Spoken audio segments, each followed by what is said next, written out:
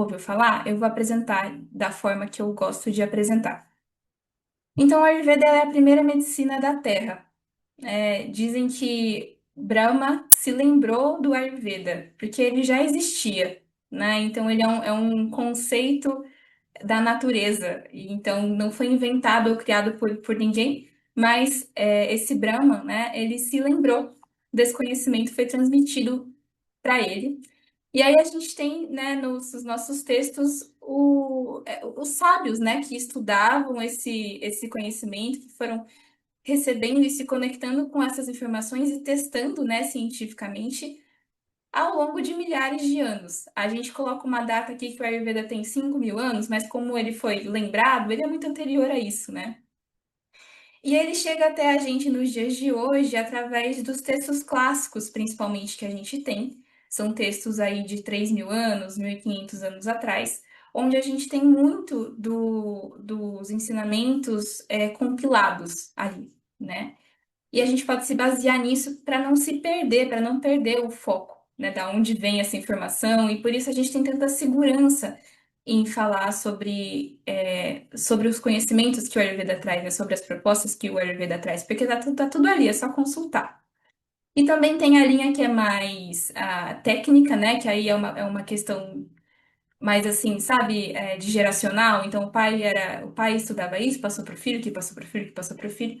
Tem algumas escolas diferentes aí de conhecimento, né? Que estudam mais pelos textos, outras estudam mais pela técnica. A minha escola é essa escola dos textos clássicos, que a gente tem a referência, e a nossa aula é muito baseada nisso hoje. Então, esses textos eles surgem também como um manual. É como se alguém desse para você um manual, e falasse assim, olha, é assim que você faz para viver saudável, né? É assim que você faz para ter uma vida longa e feliz. E a palavra, né, Ayurveda significa, literalmente, se a gente for traduzir, conhecimento da vida, né? Ayush é a vida e Veda é o conhecimento. Então, é só um pouquinho complexo, né? O conhecimento de toda a vida com foco na vida humana, mas com a vida nas relações que a gente tem com a natureza, com os animais, com os outros seres. E reconhecendo, inclusive, toda essa complexidade do ser humano, né? O Ayurveda, então, vai enxergar o ser humano como um ser que não é separado em partes, né? Que não tem o corpo físico, e daí tem a mente, e daí tem as minhas emoções. Não, a gente está todo integrado e conversando, né? E se conversando a todo tempo. Então, essa é um pouco da diferença que a gente tem para a medicina mais moderna, né? A gente tem o benefício do tempo, e não é que o Ayurveda e a medicina moderna se compitam entre si ou não possam existir juntos, muito pelo contrário, né? A gente, a gente tem que se integrar mesmo, a humanidade só tem a ganhar com essa medicina integrada, mas a gente tem ao nosso favor vários milênios a mais de testes, né, e de ciência sendo revisada e sendo feita. E por mais que complexo que isso tudo pareça, é uma ciência que é muito praticável, é muito aplicável no nosso dia a dia, porque ela trabalha com os hábitos que a gente tem mais comuns, né, como comer, como dormir, como o jeito como a gente acorda, o jeito como a gente se relaciona com o externo. Então, eu gosto de falar que a terapêutica do Ayurveda, ela se camufla na nossa rotina. Muita gente fala que é aquele conhecimento de vó, né? Minha avó já dizia isso, e é verdade mesmo, né? Por mais complexo que seja, ele se aproxima bastante do conhecimento simples e natural, da vida do ser humano. É um pouco isso. Espero que tenha ficado claro, e se vocês tiverem mais questões, a gente tira depois.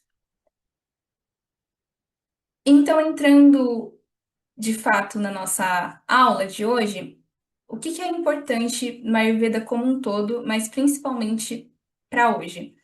Que a gente está falando sobre estações, né, e uma nova estação que vem chegando. Então, a gente entender a relação do indivíduo, de cada indivíduo em sua singularidade, com com o meio ambiente, com a terra, com a natureza, né? Eu não sei em que momento que a gente fez uma cisão de que seres humanos são uma coisa e a natureza é outra coisa externa, né? E a gente pode, de certa forma, escolher ser afetado por ela ou não. Mas isso não existe. É só observar, né, os animais, é só observar como uma chuva intensa afeta a gente, como muda o nosso humor, como muda as coisas que a gente consegue ou não fazer. E essa é um pouquinho da base do Ayurveda, né? Então, entender a relação dos seres humanos com os outros seres. E para a gente entender isso, eu gostaria de começar focando no indivíduo, em nós, né? E claro que eu não vou falar aqui do indivíduo em toda a sua complexidade, porque isso aí daria uma faculdade inteira, mas a gente vai dar um zoom aqui no conceito de dosha, que eu tenho certeza que vocês já ouviram falar em algum lugar, mas que basicamente o dosha significa as funções fisiológicas que coordenam o nosso corpo. Então, o significado dessa palavra dosha é aquele que desequilibra.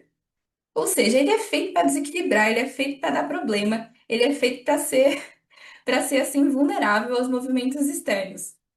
A gente, às vezes, aqui o Ayurveda chega pra gente, às vezes, de uma maneira que o dosha é como se fosse um signo, né? Então, ai, qual que é o meu dosha? Virou um teste da revista Capricho. A gente descobriu o próprio dosha e todas essas coisas. Mas, na verdade, isso não existe, porque os doshas, eles habitam, todos os doshas nos habitam, né? Sem eles, a gente não consegue ter vida. E vocês vão entender por quê no próximo slide. Então, o significado de dosha é isso. E quando eles estão em equilíbrio, eles sustentam o organismo e mantêm a nossa saúde, ou seja, eles nos amparam nas nossas funções vitais. Mas quando eles se desequilibram por algum motivo, ou por todos os motivos, eles destroem a nossa saúde e o nosso organismo. E essa é um pouco da nossa luta aqui no Ayurveda, né? É manter esses agentes, né, chamados doshas, equilibrados, minimamente equilibrados, né? A gente sabe que o equilíbrio perfeito não existe, mas minimamente que eles possam ter uma conversa harmoniosa dentro do nosso corpo. E os doshas são cinco, por mais que a gente ouça falar muito dos três, né? Que Vata, Pitta e Kapha. Vata, Pitta e Kapha são os doshas do corpo, mas a mente também tem seus doshas, Rajas e Tamas. Cada um deles tem qualidades e funções específicas. Então, o Vata vai ter uma característica e uma função específica, o Pitta vai ter a característica e uma função específica. É legal pensar neles como se fossem pessoas diferentes, arquétipos diferentes, mas que se conversam o tempo todo entre si, eles mantêm uma relação entre si o tempo todo. Tá bom? É assim que eu acho que é mais fácil da gente compreender os doshas, como nesse início, como uma personalidade, personalidades diferentes que regem o nosso corpo. Então vamos falar das qualidades e das funções deles. Tá muito rápido, tá dando para acompanhar? Tá ok? Tá. Às vezes eu me empolgo aqui, tá? Não liguem para ter umas palavrinhas em sânscrito aqui, mas tá tudo bem. Então, o primeiro dosha que a gente vai falar é o Vata. Vata dosha é aquele cara que tem as qualidades de secura, de leveza, de frieza, de aspereza, de sutileza e de mobilidade, tá bom? Incorporem isso em vocês. E já vão matutando aí as coisas que vocês sentem no dia a dia, né, e que tem a ver com com esses aspectos, com esses gunas, como a gente fala em sânscrito, né? São os gunas, são as características de cada dosha. A principal função de Vata no nosso corpo é o movimento. Então, se a gente pisca os olhos, se a gente consegue levantar no dia de manhã, se a gente consegue ter as nossas excretas, né, fazer cocô, fazer xixi, inspirar, expirar, esse entusiasmo, sabe, esse impulso de vida, né, primeiro, né, esse impulso primeiro que a gente tem, tudo isso é governado por Vata, né, é função dele manter isso funcionando bem dentro do nosso corpo. Além disso, ele mantém os nossos tecidos e os nossos órgãos dos sentidos funcionando bem. Então, se a gente consegue ter os órgãos dos sentidos, né? Então, a visão, o olfato, a audição com bom funcionamento, isso quer dizer que a gente tem um Vata Dosha em equilíbrio, tá bom? Esse é o primeiro. A gente vai aprofundar daqui a pouquinho, um pouquinho mais, mas só introduzindo eles para vocês. Depois do Vata, a gente tem o segundo carinha, que é o Pitta. E ele tem características de que ele é oleoso, intenso, quente, leve, mal cheiroso, fluido e líquido. Essas são as principais características de Pitta. No nosso corpo, ele é responsável pela transformação. Então, em transformar tudo aquilo que não é a gente na gente. Ou seja, tudo aquilo que eu tenho que assimilar, aquilo que eu tô vendo, aquilo que eu tô escutando, aquilo que eu tô comendo e preciso digerir, as emoções que eu preciso transformar dentro de mim, que acontecem. O bom funcionamento, né, a boa transformações desses quesitos são funções de Pitta. E além disso, ele regula a nossa temperatura corporal, promove uma boa visão, promove a fome, a sede, a compleição, que seria assim um brilho, né, da pele, o brilho dos cabelos, a maciez da pele também, e a inteligência e a coragem. Então, o Pitta já é um pouco desse símbolo de ação, né, que a gente tem no nosso corpo. E aí a gente tem o Kapha. E o Kapha tem como característica ser oleoso, frio, pesado, lento, macio, viscoso e estável. Então a gente percebe que ele tem essa função de nutrir, né? De nutrir o nosso corpo, de lubrificar todo o nosso corpo, por exemplo, a nossa boca, né? Essas partes do corpo que tem muita água, a lubrificação das nossas juntas, a estabilidade do nosso corpo, a estabilidade da nossa imunidade, né? Algum nível de frequência, né? De estabilidade mesmo nas ações que a gente realiza no dia a dia. E ele traz também esses aspectos de paciência e de tolerância, tá bom? Então, a gente pode pensar nele como algo bem estável, quase inabalável. E aí, de novo, todos eles nos habitam, só que uns mais que outros. Então, a gente tem esses três doshas dentro da gente, né? Agindo nas nossas funções, mas cada um vai ter uma natureza específica, e pode ser que, por exemplo, na sua natureza, Vata predomine. Mas você vai ter nem que seja 0,5 de pita, né? Senão você não poderia estar viva. E então esse é um pouco da dança deles, né?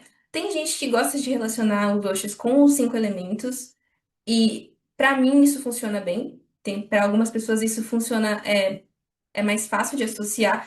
Mas o meu professor sempre recomenda que a gente comece olhando para eles pelas características, como eu falei aqui para vocês, né? Seco, leve, oleoso, intenso.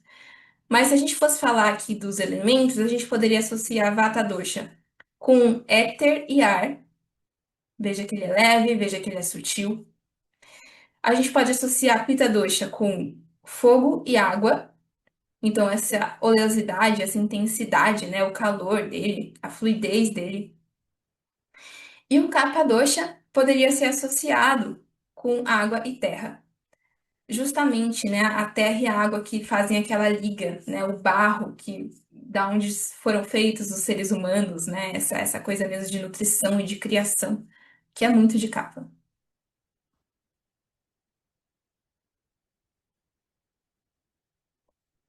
E aí a gente também pode falar sobre os doshas da mente, rajas e tamas. Um é oposto ao outro. Aqui são estados mentais que a gente oscila durante o dia.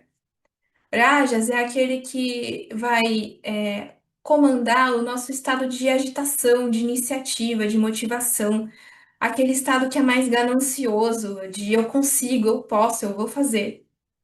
Enquanto Tamas é o contrário, ele rege as energias de inatividade, de letargia, de depressão.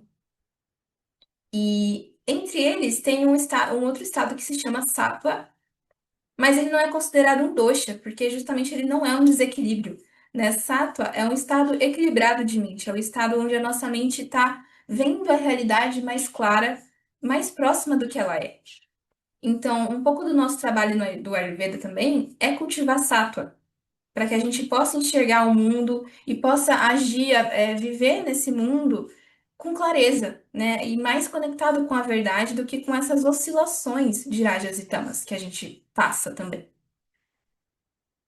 Mas um ponto importante é que eles não são bons ou ruins, tá bom? Sem rajas, a gente não se levanta de manhã, a gente não tem disposição para nada. E sem tamas, a gente também não conseguiria dormir. Então, de novo, né? Nenhum doce é mal ou é bom, eles simplesmente precisam estar em harmonia, em equilíbrio, e para isso a gente trabalha. Eu vou abrir agora se vocês tiverem alguma questão, porque a gente vai mudar um pouquinho de assunto, e eu sei que isso que a gente falou agora é bem. Tem bastante coisa, então se quiserem fazer alguma pergunta, não fiquem tímidas, algo que vocês já ouviram por aí, sobre doxas, enfim. Se tiverem dúvidas, podem fazer agora.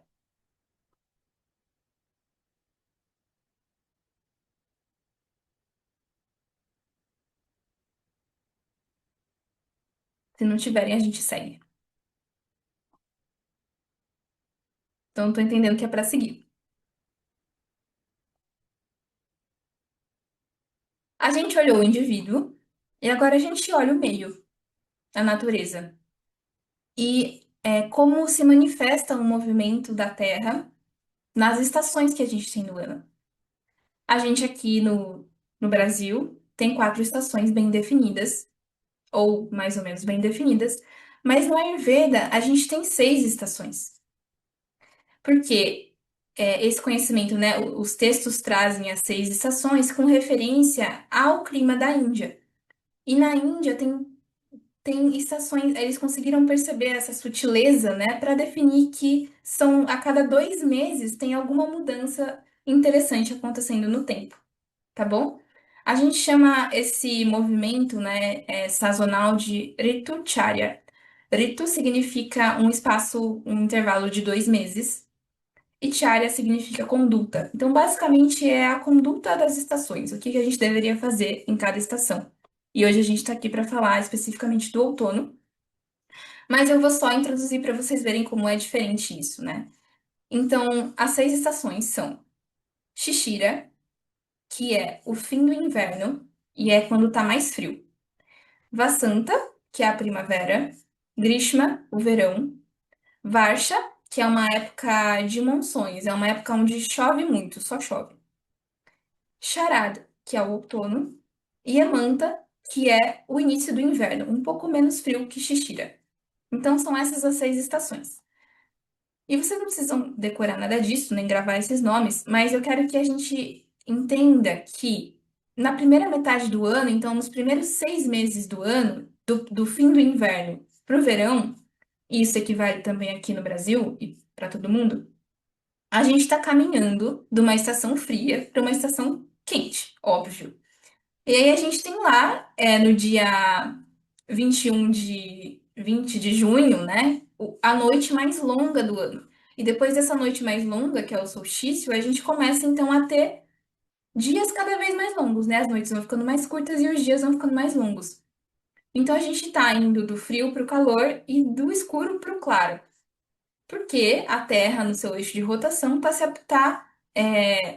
recebendo o Sol mais intensamente, né? Dependendo do hemisfério. A gente aqui recebe um e o hemisfério norte recebe outro. Mas nesse período onde a gente está recebendo essa incidência do Sol mais forte, ele predomina também nas nossas vidas e na nossa saúde. O Sol, por mais que ele seja esse símbolo de energia, né, e de luz, ele é um elemento que retira muito a nossa energia para o Ayurveda. Porque ele meio que suga, ele resseca, sabe? O sol tem essa característica de ressecar. É só você ver um solo que não está protegido e como que ele fica craquelado, né? Seco, sem vida. E o sol faz isso com a gente também. Se a gente se expõe muito ao sol, a gente acaba ficando sem força, com um poder digestivo mais baixo, sem umidade o suficiente. E é fácil entender isso, né? Porque quando tá num verão, a gente não quer comer nada muito pesado, a gente não quer comer uma feijoada no verão. A gente não tem muita disposição para fazer. Tem pessoas que têm, mas a maioria quer deitar no chão e esperar o calor passar. né? Que é ligar o ventilador e esperar que acalme um pouco. É isso. Então a gente está mais debilitado de força. Enquanto, por outro lado, nos outros 6 meses do ano, dessa estação chuvosa até o início do inverno, e que é o que está acontecendo com a gente agora aqui no Brasil, a gente está caminhando então da estação de calor para a estação de frio, e as noites vão ficando cada vez mais longas. E aí, quem que predomina? A Lua. Então, a gente tem uma interferência maior da energia da Lua nos nossos dias e noites. A Lua, ela tem uma potência que é oposta ao Sol. Ela tem características mais refrescantes, que a gente chama de sálmia.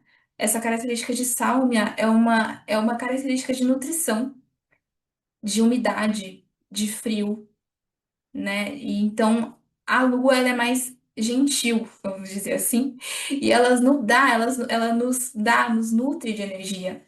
Então a nossa força aumenta e nosso poder digestivo também aumenta. E aí, por isso, do frio, a gente pode se expor a atividades físicas mais intensas, a gente consegue digerir coisas mais pesadas. Inclusive, a gente precisa de coisas mais pesadas, né, para aguentar o frio. Então, essa é um pouco da visão do Ayurveda sobre estações e a predominância dos principais astros que interferem na Terra. Resumindo tudo isso, para vocês não ficarem com esse monte de nome de estação na cabeça, lembra de uma coisa, ou melhor, de quatro coisas. O que que significa quando a gente está falando das estações e da mudança das estações? Que em cada período vai predominar uma qualidade, uma ou duas: secura, umidade, calor e frio. Então é basicamente esse movimento que acontece nas estações. E que se você já pegou, você vai perceber que os seus doshas, que a gente falou ali atrás, também têm essas características, né? Então vamos supor que a gente está numa estação de secura e de frio, que é o outono, inclusive, aqui, né? Mais na nossa região. É muito provável que ele converse mais com um dos doshas, que é o Vata dosha, que também é seco e frio. E isso faz com que esse dosha ele fique mais predominante, mais fácil de ser agravado. E aí a gente vai precisar tomar condutas que levem ele para outro lado. Então a gente vai precisar, por exemplo, aplicar nesse caso mais calor e umidade.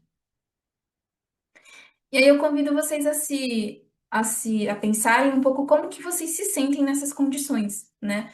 Como que você se sente quando tá muito seco? Tem pessoa que gosta, que se sente melhor.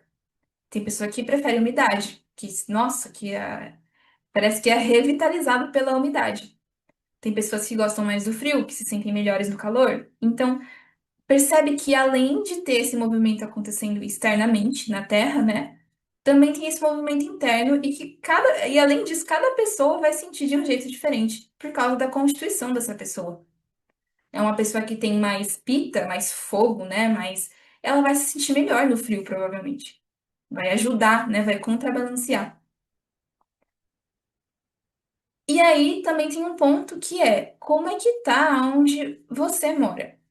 Porque eu não posso chegar aqui com uma tabela dizendo no outono a Ayurveda recomenda que a gente faça isso. Embora no próximo slide eu vou falar sobre isso. Mas não é aplicável, entende? Porque o outono na Índia, ele é quente e seco. Ele é inclusive mais quente que o verão.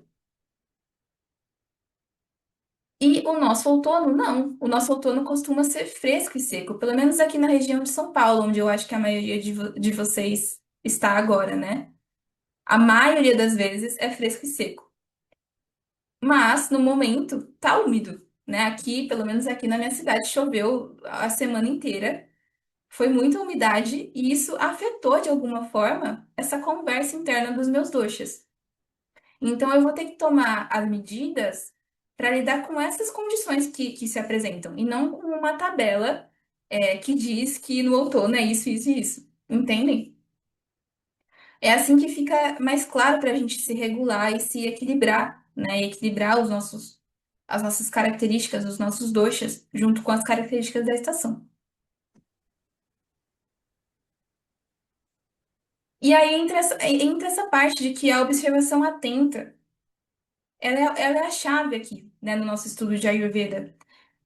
Não existe Ayurveda sem observação atenta, não existe Ayurveda sem eu conseguir estar presente para perceber essas transições, presente para perceber como eu acordei hoje, como que meu corpo tá hoje, do que eu tô precisando, como que tá lá fora, o que que os animais estão fazendo hoje, né? Então, parece uma utopia a gente hoje, né, nos dias apressados que a gente vive, conseguir parar para observar essas transições e essas sutilezas, mas é justamente isso que nos dá, que nos traz saúde, que nos traz mais perto de nós mesmos, né? Então, quando a gente fala em todos os sentidos, mas principalmente falando das estações, essa observação é crucial. Ai, tô vendo uma bebê tão linda que entrou aqui agora, gente. Coisa linda. E aí, justamente observando essa transição, a gente tem esse período que a gente chama de Ritu Sanghi. Então, vocês já sabem o que que é Ritu, que é esse intervalo, né, de 2 meses de cada estação. E Sanghi é a transição, né? É o que liga no outro. Então, Ritu Sanghi Kala, o período onde a transição está acontecendo. E aí os clássicos nos falam que é muito importante que esse momento seja feito com muita cautela, que a gente faça essa transição gradualmente. Inclusive, essa transição começa hoje, né? Rito Sandi compreende 14 dias, que é 7 dias antes da nova estação e 7 dias depois da estação que começou. E aí, nesses 7 dias, nesses 14 dias, a gente vai deixando de fazer o que a gente fazia no verão, na estação passada, e começando a adotar as condutas para receber a nova estação, gradualmente. Porque se eu num dia eu tô tomando açaí, eu tô tomando açaí todo dia, e aí do nada eu paro e começo a tomar caldo, o meu corpo vai sentir, vai ser muito brusco esse movimento. Então a gente poder olhar e, opa, vamos fazendo devagarzinho, né? Vamos entendendo que o nosso corpo consegue se adaptar melhor.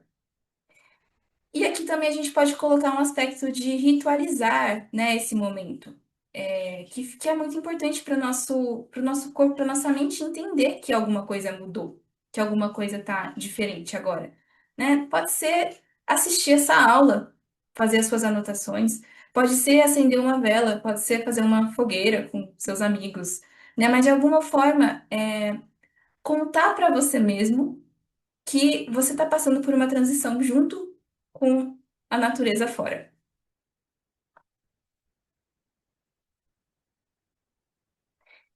E aí a gente vai para o outono, de fato, entramos no outono. Características gerais, tá bom? Então isso é geral. Talvez na sua região seja diferente, mas na maioria dos lugares é assim.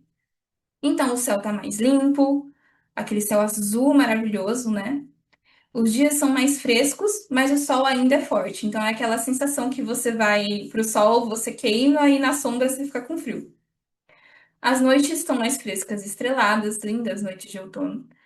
O ar é mais seco e por isso pode ter mais partículas na atmosfera, pode ter mais poluição na atmosfera, né? Os ventos são mais frios e venta mais, inclusive. A luz é mais suave do que no verão. E algumas folhas de algumas árvores caem aqui no Brasil. Então a gente percebe que existe um movimento de internalização, né? É um movimento onde a gente vai ficar provavelmente mais introspectiva e numa economia de energia, né? Talvez a gente não se sinta tão disposta a estar tão para fora, como a gente estava na estação da primavera e do verão, por exemplo. E aí, quando a gente olha para essas características aqui, a gente pode perceber que elas levam para um estado de mais frio e de mais secura. Então, tem mais vento, né? O ar tá mais seco, tá mais frio. E aí é muito comum que a gente agrave Vata Dosha nessa estação, no Brasil, em São Paulo, né? Se você tem um tempo com mais predominância de frio e secura. Mas também a gente não deve se esquecer de onde a gente está vindo. A gente está vindo do verão, né? Então eu tava tomando sol todo dia, eu tava surfando na praia, eu tava suando. E aí pode ser que tenha um pita doxa aí ainda do verão, né, que sobrou, que é esse agravamento justamente de umidade e calor, e que ele pode se manifestar também nesse outono, porque no outono ainda a gente tem os raios do sol bem fortes, né? E aí tem uma camada um pouquinho mais complexa, que é Vata e Pita, eles são dois doshas que juntos dão muito trabalho. Porque pensa numa fogueira, né? Se a gente está pensando aqui no Vata como um vento e no Pita como fogo, o que que acontece quando venta na fogueira? Esse fogo, ele se alimenta do vento, ele cresce, ele espalha pelo corpo. Então, muitas vezes você vai começar a gravar um pouco mais o Vata no outono, mas o que vai aparecer é o seu Pita em evidência. É um Pita gravado com base de Vata gravada. Então, a brincadeira fica um pouco mais interessante. E aí eu trouxe as condutas que os nossos textos clássicos trazem sobre as características do outono indiano, que é quente e seco. Lá na Índia, como a gente viu aqui nesse slide anterior, vou voltar aqui para vocês. A gente teve o verão, que estava calor e seco também. E depois do verão, a gente tem a época das chuvas na Índia, onde chove muito o tempo todo, o solo fica todo ácido, fica úmido e fica mais fresco. E quando o outono vem, ele vem seco, essa umidade vai embora e inclusive fica ainda mais calor que no verão. Sabe quando sobe aquele bafo que choveu um pouquinho só e aí sobe aquele bafo do asfalto? É mais ou menos assim o outono indiano. E aí as condutas deles vão ser basicamente de apaziguar Pita Dosha, de apaziguar esse fogo, de trazer mais frieza, né, de mais refrescância para você. Então a gente tem uma alimentação de potência fria, não é comida fria, tá bom? É potência fria, por exemplo, água de coco, arroz, tá? E leve. Por que leve? Porque a nossa potência digestiva ainda não tá alta. A gente ainda não tá lá no inverno, né, com aquela força no pico. A gente está saindo do verão, que é a estação onde o nosso poder digestivo está mais baixo. Então a alimentação ela é de potência fria e leve. Predominam os sabores doce, amargo e adstringente, que são justamente esses sabores que vão controlar um pouquinho mais o pita, enquanto oferecer um pouquinho de nutrição, né, com o doce.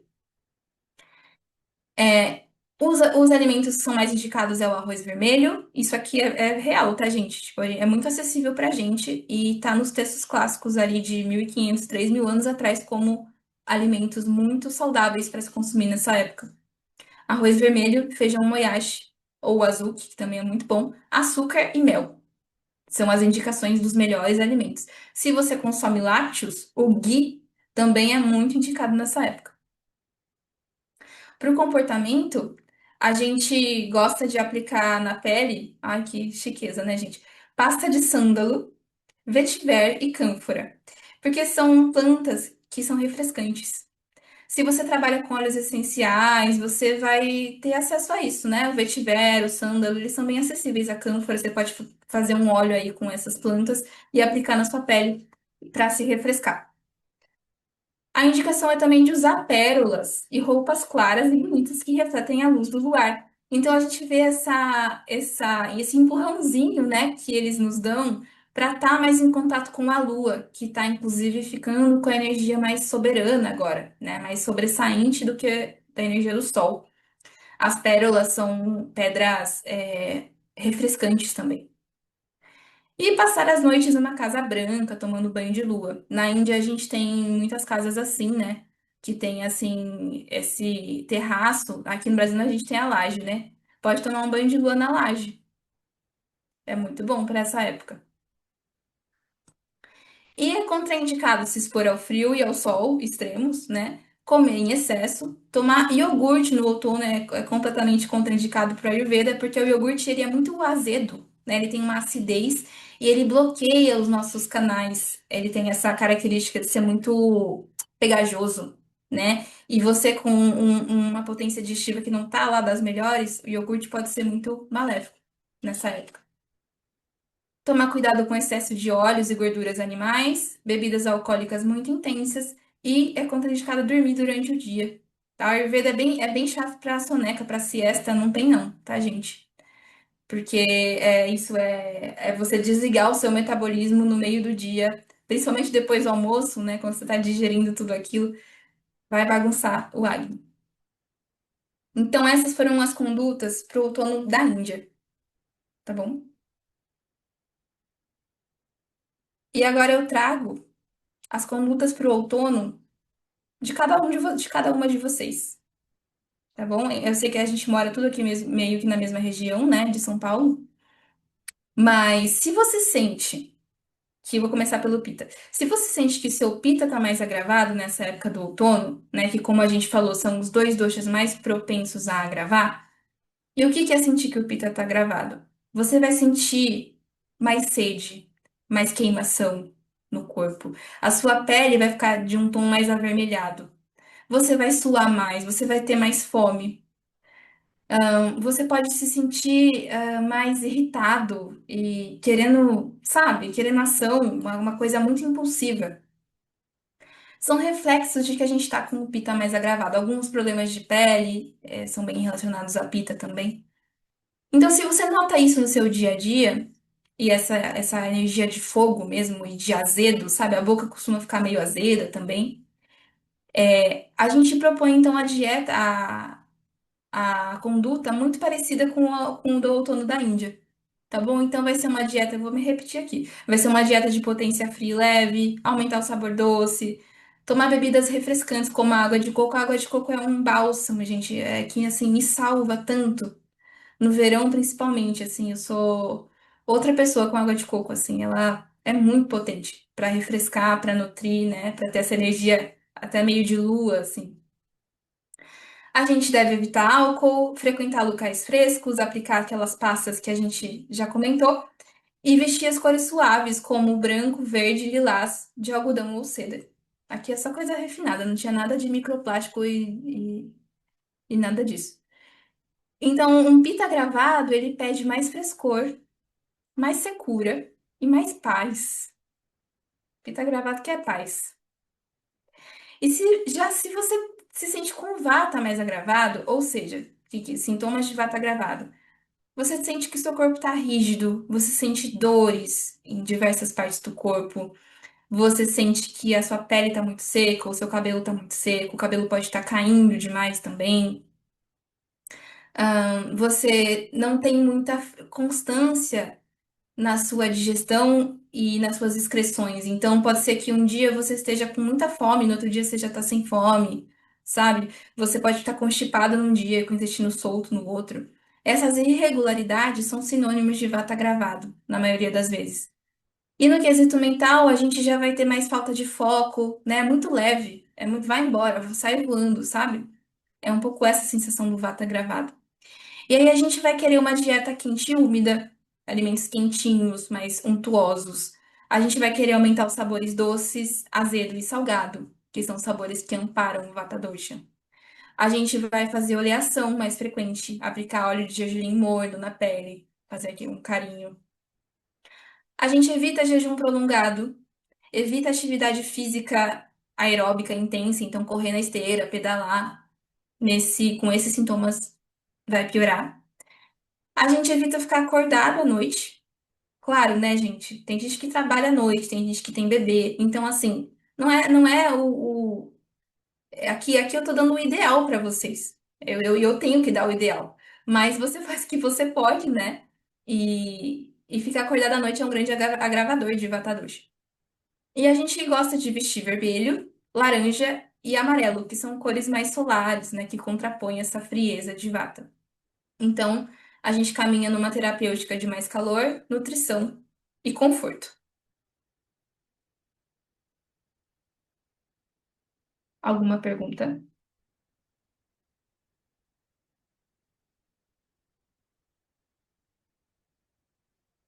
A gente está se encaminhando para o final. Eu tenho uma pergunta. E aí vocês podem fazer perguntas também. Eu trouxe aqui os alimentos que são mais comuns para essa época Ô, do Ju, outono. acho que a Amanda falou, Pode falar, amiga. a Amanda disse que tinha uma pergunta. Tá, não sabia se estava dando para me ouvir. É, eu tenho uma pergunta. Deu, tava bem baixinho. Assim. Oi? Quem tá falando? É a Amanda. Oi, Amanda, pode falar. É, então, eu fiquei curiosa porque tem o Vata e Pitta e todo mundo tem todos, né? Mas pensando assim no que fazer mais, tem que ver qual que está mais agravado, porque eu posso ter algumas coisas de um e algumas coisas do outro também, né? Porque aí, por exemplo, é que me chamou a atenção isso por causa das cores. Então, como é assim, um detalhe, mas é, se eu tenho o vata mais agravado, são essas cores mais quentes, né? Tipo vermelho, amarelo e laranja que você comentou. Mas se eu acho que eu tô com o vata mais agravado e na verdade é o pita, aí vai intensificar o pita. Exato. Então, precisa ser especializado mesmo. É assim, essa leitura, né, de qual dosha está gravado, você vai construindo com a sua observação constante. Né? Isso pode demorar um pouquinho para acontecer. E pode ser que você tenha, como eu falei, né, pode ser que esteja o Vata e o Pitta gravados juntos. Né? Pode ser que um esteja enaltecendo o outro, que o vento de Vata está alimentando a sua fogueira e aí deixando o Pitta gravado. Então, aí a gente tem que escolher as batalhas que a gente vai começar lutando, né? Se é o Vata, normalmente é o Vata que pega mais. Aí ele é meio que é o menininho problema, sabe? Ele causa mais distúrbios do que os outros doshas quando ele tá gravado. E aí você vai percebendo, né, o que que tá te incomodando mais no dia a dia e você toma a conduta pra jogar para outro lado. Né? Então, por exemplo, se eu tenho muita secura, pele muito seca, eu vou começar com esse regime de oleação. E isso vai apaziguando aos poucos. A cor é um detalhe bem interessante. Sim, mas eu diria que ela é talvez o menos importante aqui das condutas que a gente tem, né? Claro que a alimentação vai impactar mais, até as pedras, né, impacta mais, né? O que você faz no dia a dia, se você fica acordado à noite, se você vive em São Paulo no caos, no trânsito, tipo, né? Isso é mais agravante do que as cores, por exemplo, mas é só uma perspectiva aqui que a gente também pode ter. Deu para entender? Sim, obrigada. De nada, é bem complexo mesmo, é confuso.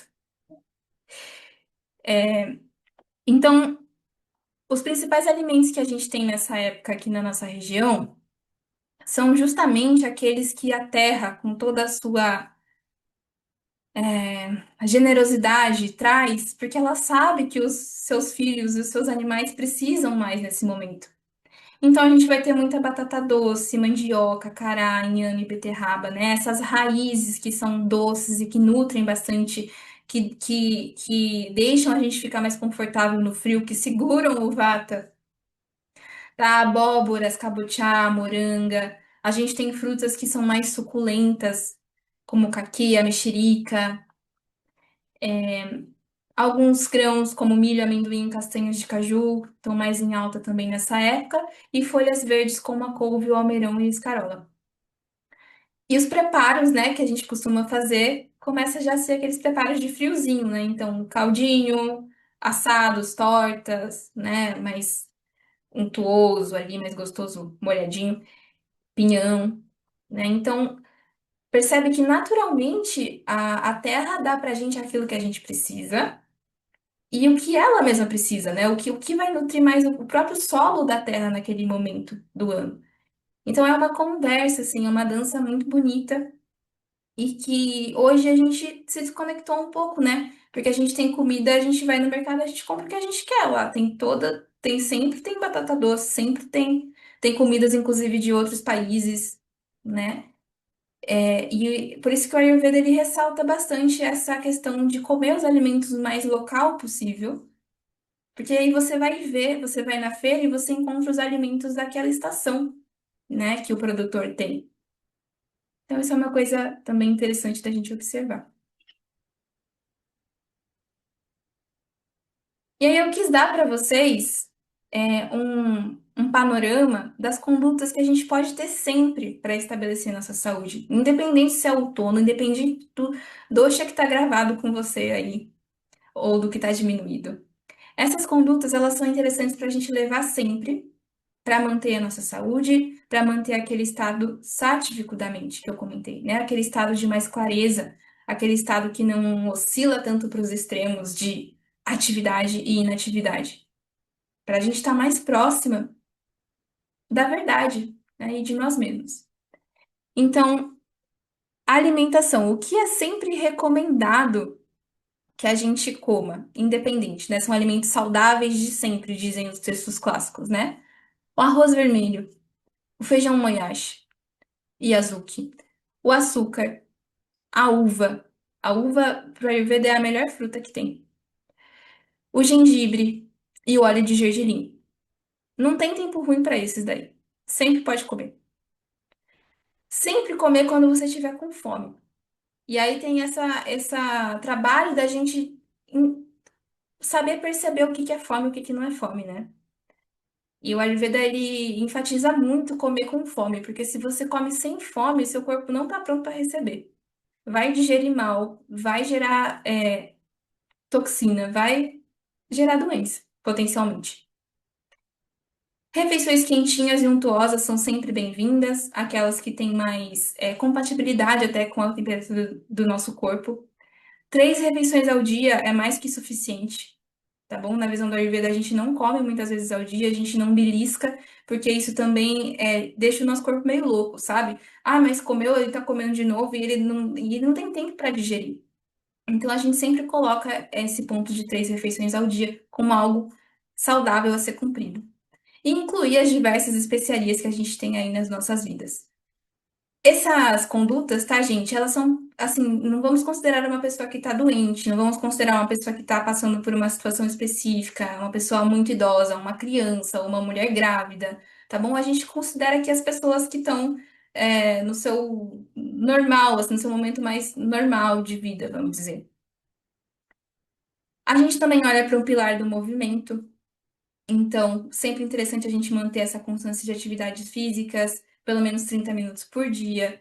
E aí a gente sabe que é um exercício físico, que é assim, ah, mas eu faço faxina. Não. Exercício bom é exercício que te deixa feliz e faz você suar, tá bom? Então, pelo menos 30 minutos é interessante manter. Nunca suprimir ou forçar necessidades fisiológicas. Então, tá com vontade de fazer xixi no meio da aula? Vai fazer xixi. Tá com vontade de soltar um pum, vai ali no cantinho, sabe? O Ayurveda pega muito forte com isso, com essa questão da gente segurar as necessidades ou forçar também, porque isso mexe muito nos movimentos internos, nos nossos doshas mesmo, e pode potencialmente gerar diversas doenças. É bem sério, tem um capítulo só para isso, inclusive. Outro pilar que a gente tem é o sono.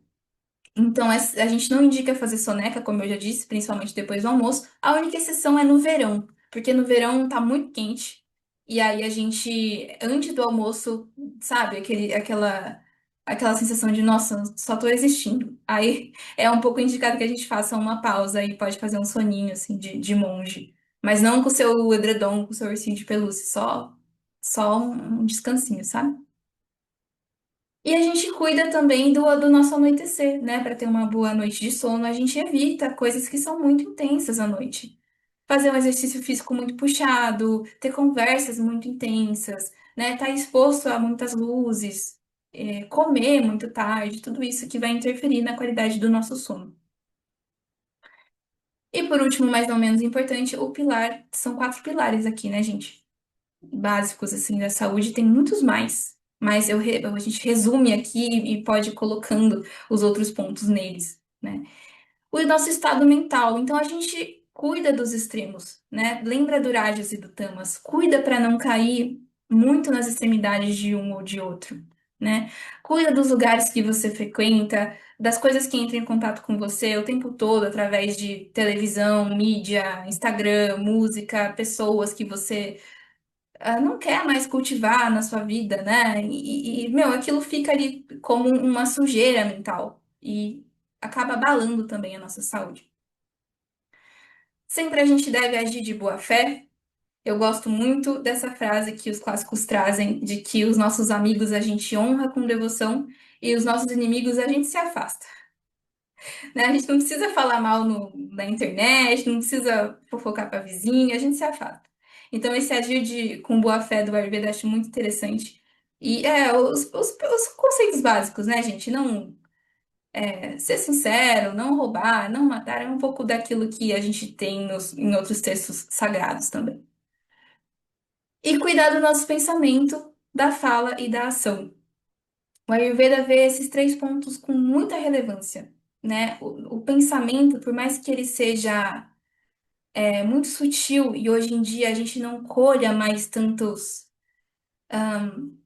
malefícios por ter pensamentos, ele é muito potencialmente fácil de virar uma ação, né? Então a gente pensa, a gente fala, a gente age.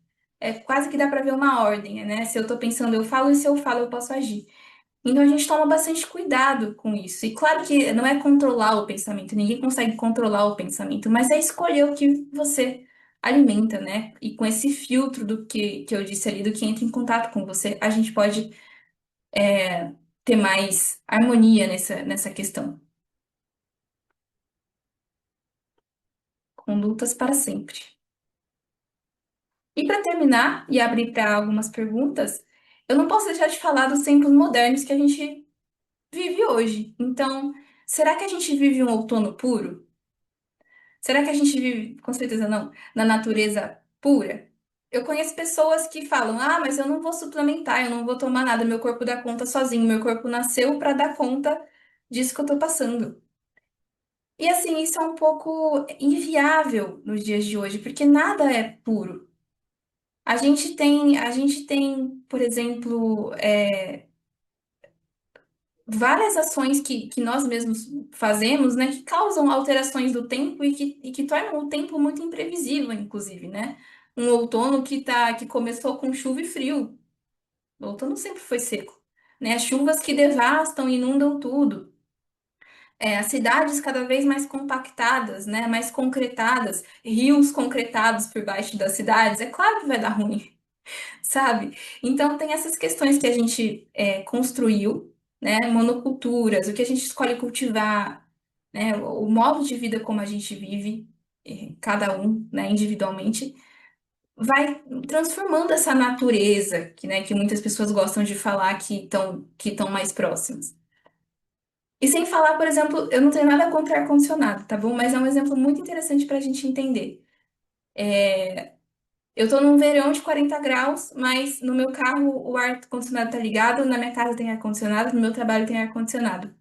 Então eu vou trabalhar no ar-condicionado no 17, na hora do almoço eu saio pro 40 graus e depois eu volto pro 17. O que que essas mudanças causam, né? O que que essas oscilações causam internamente nos nossos doshas, no nosso corpo? Tudo isso são questões que talvez não tenham respostas, que talvez não tenham soluções, mas são modos como a gente escolheu e está suscetível também a viver hoje, né? Só lembrando sobre isso, né? Para a gente também não ser tão, assim, rígido nesse sentido, né? De seguir uma conduta perfeita e pura ou deixar que o corpo sabe o que faz, porque a gente não tem mais essa pureza tão disponível assim, tá bom? Então agora eu vou abrir, se vocês tiverem perguntas ou comentários. Adoro responder perguntas, inclusive eu gosto mais de responder perguntas do que de apresentar, porque eu acho que dá contexto para coisa, sabe? Então, se vocês quiserem trazer alguma questão, ainda temos um tempinho.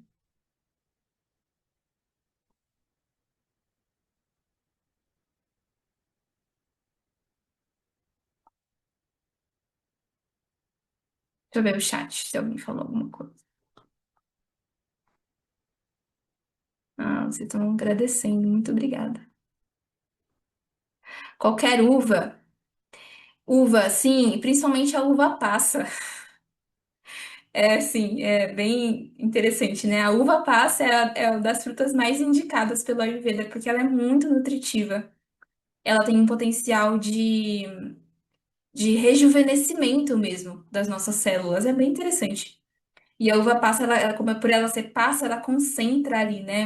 Muitos nutrientes. Então, uva passa preta, melhor fruta. É, Ju,